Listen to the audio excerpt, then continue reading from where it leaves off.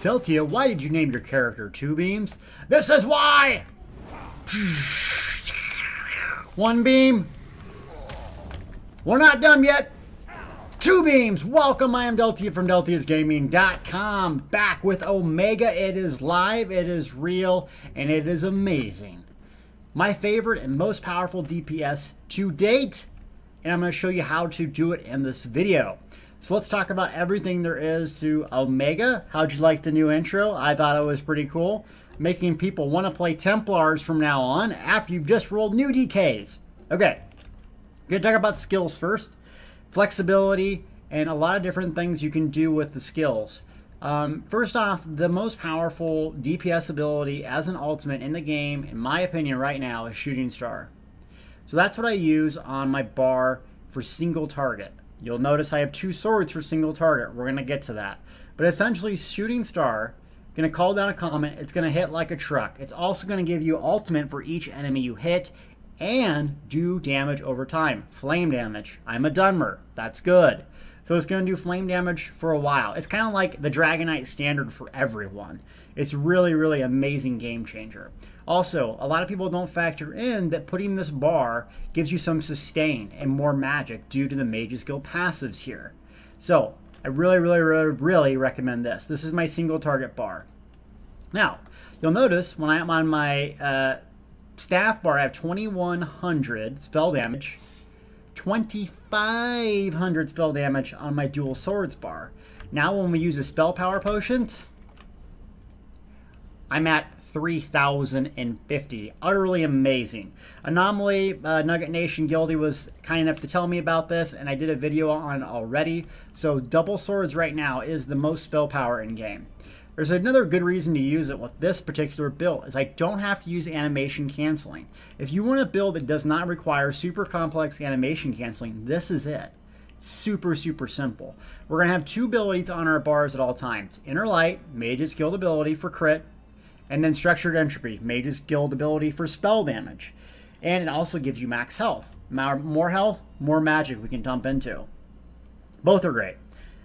The simplest way to start this out is you can use a spell power potion, or you can use Structured Entropy. That's going to proc your spell damage. Inner Light, it's just toggled on, and that's what's going to give you your max magic and your spell critical. All you do is do Purifying Light first. It's going to store up damage, 14,000, and when it pops in 6 seconds, it hits like a Mack truck. Not to mention, it is ridiculous low-cost magic, 1,000. That's nothing. So you're going to do this first. The reason you do it first is because the next ability, Structured Entropy, you're going to use for spell damage, will proc your Empowering. So the next ability is going to hit 20% harder as long as it's activated within 5 seconds. You're not doing any light attacking during this. None. And then you go to Dark Flare. Dark Flare, the Templar skill line here. Dawn's Wrath. You basically do a 9800 damage ability. It decreases the healing received, but the key to this is Empowering. Increases the damage of your next ability. Essentially increasing Dark Flare's damage. So the whole point of this is Empowering into an Empowering Dark Flare, into another Empowering Dark Flare, another one. Then you want to switch bars, light attack, go back to Purifying Light. Every 8 seconds you want to generate ultimate via light attacking. So you can either get in close, light attack, or you can switch bars at range and light attack. Then you put Purifying Light on, Structured Entropy, and just go back to town. Once they get at or around 40% health, we Jesus Beam. Jesus Beam, what's that? You guys know by now, Radiant Oppression. Utterly, ridiculously overpowered, insano, two beams hype. It's just, it's unbelievable. 2.5 second channel, 3.6 seconds, 28 meter range. It's like a laser beam of God destruction mode. It just blows up everything. Want me to prove it? Alright, so let's try this. Purifying Light, not even light attacking. One little dark flare, two little dark flares, three little dark flares. Dead. I didn't even get a chance to use my finisher. That's how powerful this build is. So let's do it again. Purifying Light. One Dark Flare. 74% health. 50, 24. Boom! Laser beam dead. I mean, it's just that powerful. With all this spell damage, with all your spell power and spell critical, that was 54,000 health in just a couple seconds. And this does apply to endgame as well. So the thing about Radiant Oppression is when to start channeling it. It's a channel, meaning you have to sit here just like this. So at first, when they're at max health, it doesn't work very well, right? Whoa! As soon as it goes down, look at that. 9,000 non-crit a second as a channel. So you want to use this at the right time. I found it to be most effective right around 35% health, depending on what you're going to hit. If the enemy, you know, doesn't have a whole lot of health, you can start using it at 50. If it's a boss like Sanctum Ophidia or Vet DSA, do it around 30-35%. So for this guy, we could probably do 1 Dark Flare and then channel. Purifying Light blows up, dead. It's just boom, blow up, dead. See ya. Templar magic, baby, we're back. What's up? So that's the single target ability. It's just that easy. Purifying Light, Structured Entropy, 3 Dark Flares, a finisher. Don't have to do animation canceling. That's why this build is so fun. Anyone can pull this off. Anyone. Alright, so we got that. That's single target. The downside of this build is it does lack some of the AoE that other builds do. So, like stamina builds are just way more AoE than this. That's the one downfall. But it's really, really easy to pull off. Puncturing Sweeps. Now, Blazing Spear is more damage, and that's in the Adric spear line. It stuns, it's more damage, and it has a synergy. Huge, huge area, 8-meter area, but it doesn't have a heal component with it. So the way I get away with having this build is that I really don't have any self-heals besides Puncturing Sweep. It's AoE, it stuns them, it's a channel, and it hits like a you-know-what. It's kind of like a stun channel, somewhat like Dark Flare, except it doesn't have the empowering component with it, making Dark Flare better. Anomaly, thank you for that tip. So Puncturing Sweeps is great, but it's only in front of you in an 8-meter radius. So if I do sweeps, it's not going to hit everyone around, right? It's only going to hit in front of me. How cool is that? Okay, so we got that. I'm going to show you how to use these correctly. Puncturing Sweeps, Structured Entropy. We double bar it because we're going to be casting a lot, though you don't have to necessarily. So if you wanted to take this off, you could even use Spell Power Potions and never have this on. I like it. You could have Blazing Spear here. I've also tried, not Vampire's Bane, but Reflective Light as well. That's pretty good, but it only hits 3 targets. So Blazing Spear is your best bet if you don't want to run double Structured Entropy. And then good old Firing. I am a Dunmer, and the trick to sustain with this build, and AoE in particular, is Elemental Ring. Why? With all my reduced Magicka cost stuff, Elemental Ring gives me back more magic than it costs when I kill an enemy with it. Yes. Let's go into our passives here. Restores 2,800 magic when you kill a target with a Structured Staff.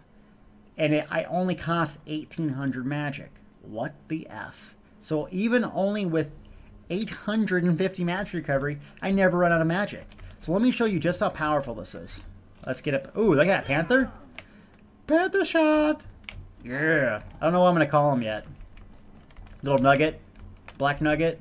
That's not a joke. Alright, here we go. So, Puncturing Sweeps to start. And about to die. Now watch this. Boom. 28 magic. Look at that. You get magic for what it costs. More than it costs. Like almost double. It's an amazing combo. So that's what I use for my AoE. So essentially what I'll do in AoE situations is do 1 Firing to get them burning. Damage over time effect. Then I usually line them up and do Puncturing Sweeps until their health is about to get low. Then I spam Elemental Ring, trying to get that finishing kill, getting back a flood of magic. Though, if you want more AoE damage, you probably want to sub out Blazing Spear. But for me, the extra heal, the stun, I like Puncturing Sweeps in this combo. Blazing Spear could go here. Last ability from the Mage's Guild is somewhat controversial, Spell Symmetry. So you're sacrificing health in exchange for magic. Now, there's 2 ways to get back magic as a Templar. Both are really, really good. So what Spell Symmetry does is you life tap to get magic, and it reduces the cost of your next magic ability. Oh, guess what? Empowering. Yep. So if I wanted to trick the system, what I could do is go Spell Tap, and then a Punctured Sweeps to make it hit 20% harder. And boom. That's the trick with spell symmetry that a lot of people don't focus on, that it does grant that empowering benefit.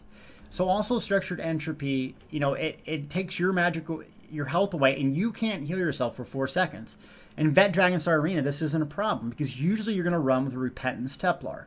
Repentance, if you don't know what it is, Restoring Light, it uses corpses to give back health and stamina. So what this is good at is mobility, and then also getting back tons and tons of resources and the round's over. The other way to get back resources and is equally as good is channel focused. It's basically you sit in this pool and get back tons and tons of magic every second. So if I just spam cast this with channel focus down, it's literally hard to run out of magic. It's hard, even with 800 magic recovery. The problem with channel focus is you only have this area to stand in. So, how often do you stand in one single area? Well, not too often in Vet DSA. So, depending on what you're doing, dungeons, probably going to roll with channel focus. Vet DSA with a lot of mobility, probably going to run with entropy. Your choice, but these are the things that I have found most effective. Last ability up is Solar Prism. Nova, yes, amazing. It has 30% damage reduction, and it has a powerful, powerful synergy. I really, really like this.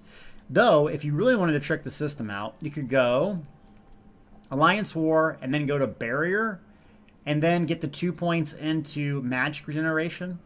But you have to be Alliance rank 10 to get that. So I don't have that yet. So Solar Prism is a great morph in an oh crap situation where you need to hit a synergy and stun a bunch of stuff and reduce a bunch of damage. That's why I like that. And overall, these are the skills that I've liked to use. So let's just do combat a little bit slower here. Let's see, where can we grab a bunch of dudes? A bunch of zombies. Where are you at, giants? So single target is where your bread and butter is. This is where big DPS come to shine. Purifying Light. I'm doing that so I can get that buff. So when it blows up in 6 seconds, all that stored up damage is going to hit like a truck. As he goes away from me. And now, so if I cast that and into 2 Dark Flares, watch what happens. Boom, that thing hit for 15k. 15k, and it cost 1,000 magic. You don't have to do anything. That's really, it's just that simple. It's that simple. AoE, boom. Combination of puncturing sweeps, keeping up your entropy, and laying down your channel focus if you're using that. And it's just that simple. But you're not going to be a master healer. You're not going to be a jack of all trades. You got one goal, and that's to do a crap ton of damage, and you do it very, very well. So let's talk about gear now.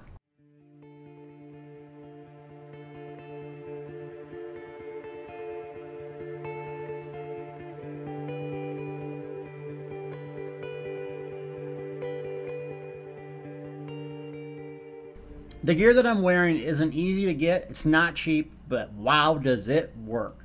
It's all about spell power, max magic.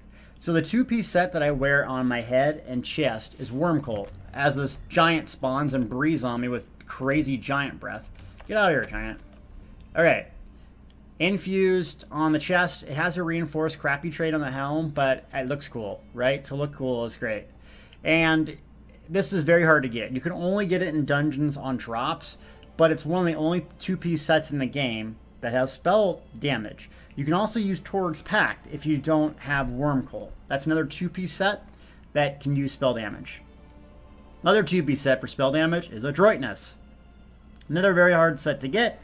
Crypt of Hearts is the only where this drops. And you get the neck right here with 1 reduced spell cost enchant. And then the belt.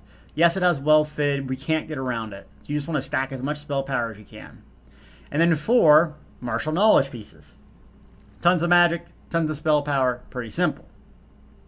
Cyrodiil's Light. What do you have on here? Spell damage, enchanted with spell damage. A super, super big time amount of spell damage. Now, with this build, I have tried Valken Scoria on the head and shoulders, and did basically martial knowledge and everything else. I did not seem to produce that good of results. With more spell damage, it just seems to really, really work better. Though you can use Valken Scoria if you want. and then maybe just do the martial knowledge on the chest, and you still get the 4-piece Valkyrie Scoria. For me, it just seems like spell power right now is just too powerful to pass up every ounce of it. There's no soft gaps. It just works. And then the weapon, I'm using a Torig's Nern staff. I probably will use a Master Destruction staff, even though the only two I have is weighted and charged. But if I had a sharpened one, I would probably use that. And then the 2-piece swords, for whatever reason, why it works, chant with fire and poison, Nernhound. 18% penetration with spell damage. Wow. I mean, this gear probably cost $500,000, $1 million gold to upgrade it all and get it all. So if you wanted to be the top end damage dealer, it's going to take a while. Now, let's say you don't have all that stuff. So you can do Torig's pack on the head and chest, and then you can do Magnus here on these 4 pieces, and that will give you some spell power along with the Torig's pack here. You can also go shoulder and then something else on your staff.